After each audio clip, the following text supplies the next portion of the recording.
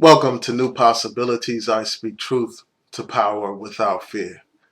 Last night I saw Spike Lee's movie, Chi-raq, and I just wanted to take some time and provide a review of the movie, let you know what I think about the movie. In terms of the message of the movie, I think the message was on point. The message was on time. The message is a message that we need to hear today.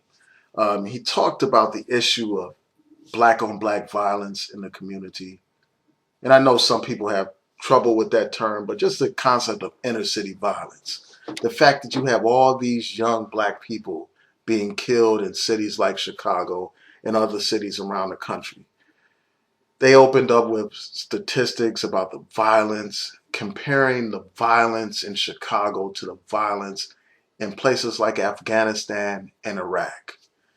And the comparison is really shocking. You know, the fact that you have so many young people dying in the streets of America, that's a cause of alarm. That should be something that should be a state of emergency, as they point out in the movie.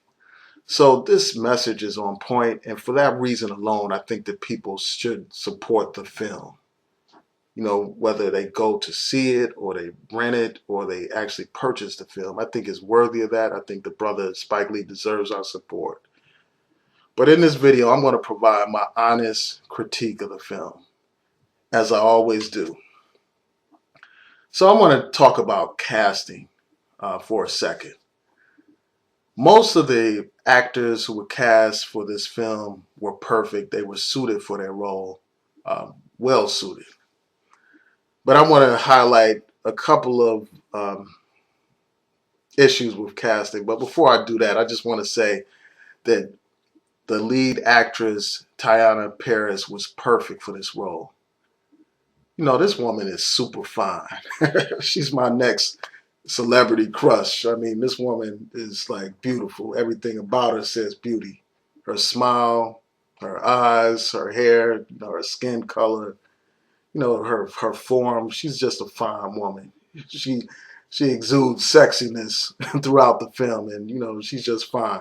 So she was perfect for this role. Also, you had other people in the role in this movie. Angela Bassett, you know, her role was great. Um, Even Wesley Snipes and Samuel L. Jackson, they were great for their roles. And some of the women, I think the lady's name is Lala from MTV back in the day, and I think she's on the show Power or whatever. I don't watch that show, but she was good in the movie. And they actually had the girl from The Wire, Snoop. Um, I don't know if you all saw Spike Lee's other movie, The Sweet Blood of Jesus, but she's in that movie as well, and she plays a different type of role. So if you haven't seen that movie, check that one out as well. You can see that on Netflix. So she's in this movie. You know, they were great. The only problem with casting that I had was Nick Cannon, you know, for obvious reasons. He's supposed to play the role of a gang leader, you know, someone who's intimidating and all that, someone who's violent and, you know, strong and, you know, scary and all that stuff, a gangster. But it's hard to buy into the idea of Nick Cannon being a quote unquote gangster.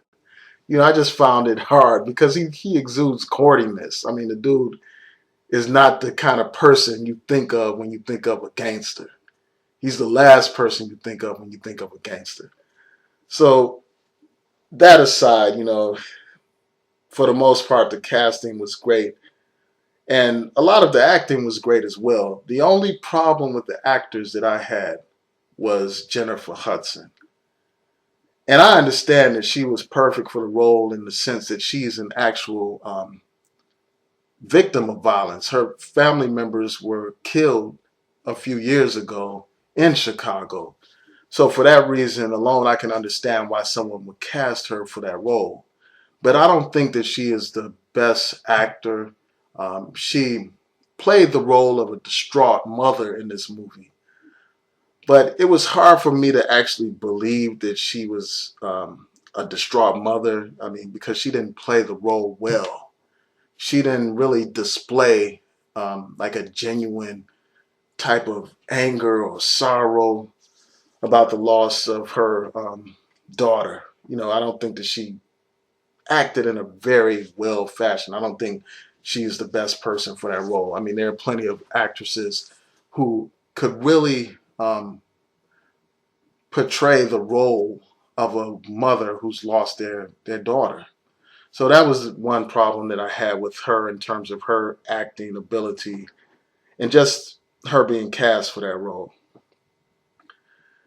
Going into this movie, I knew that it was going to be a satire, so I was prepared for that aspect of the movie. But frankly, I was kind of taken aback by some things, some of the way that this um, satire was presented. I didn't realize that this movie would have a script that was basically like a poem or like a rhyme or some kind of spoken word presentation.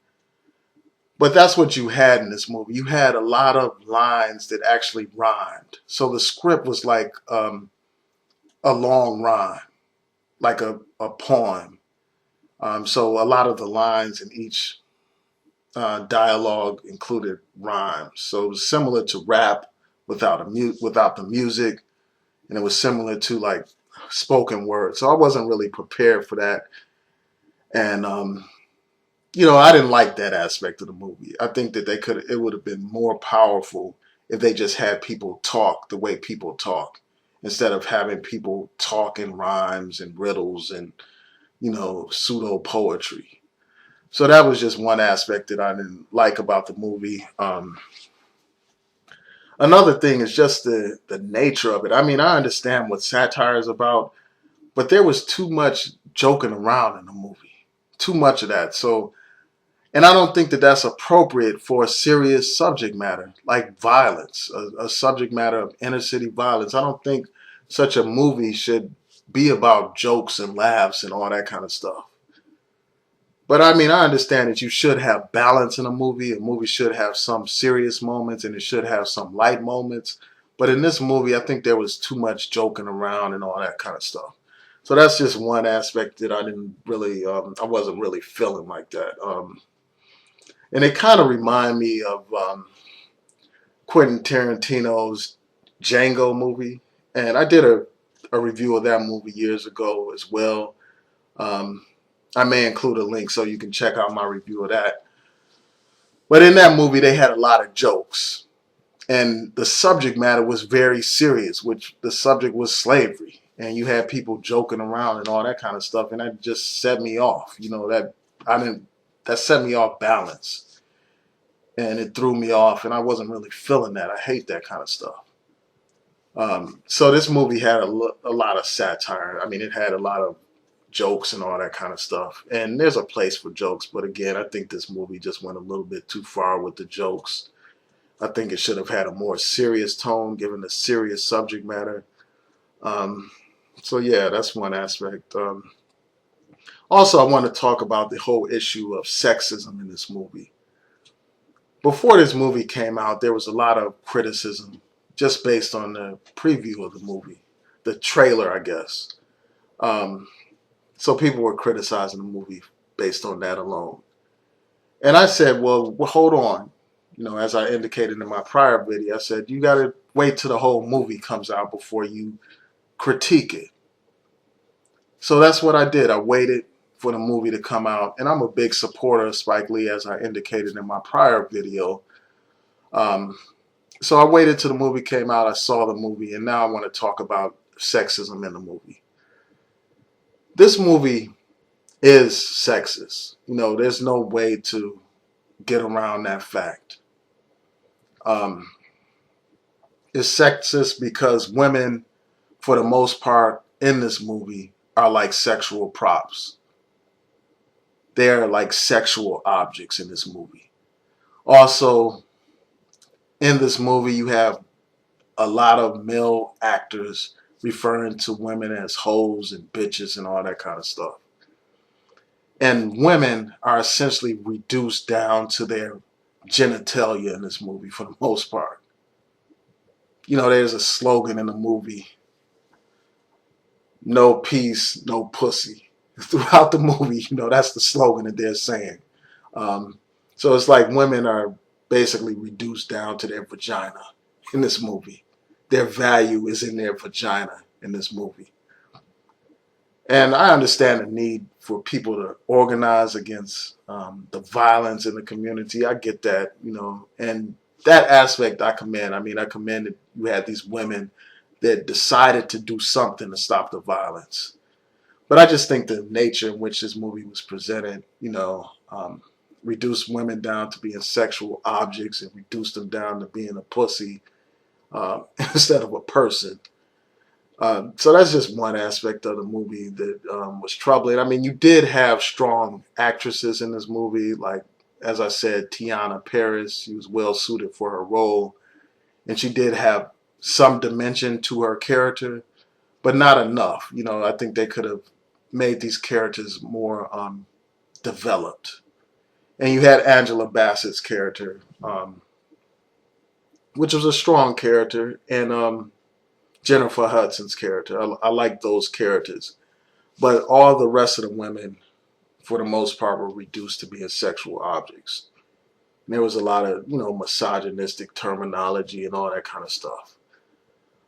So those aspects of the movie were disappointing. I think that he could have dealt with those issues in a different type of way. So those are just some of my thoughts about this movie. Despite my criticism of the movie, I still think that people should support this movie by either going to see it or renting the DVD when it comes out, or actually purchasing the movie. But I mean, the aspect of sexism really does need to be addressed, and I think that that's a fair criticism of the movie. So tell me what you think. If you've seen the movie, comment and tell me what you thought about the movie. If you disagree with me, feel free to comment and let me know what you disagree with. And if you agree with me, I'd like to hear that too.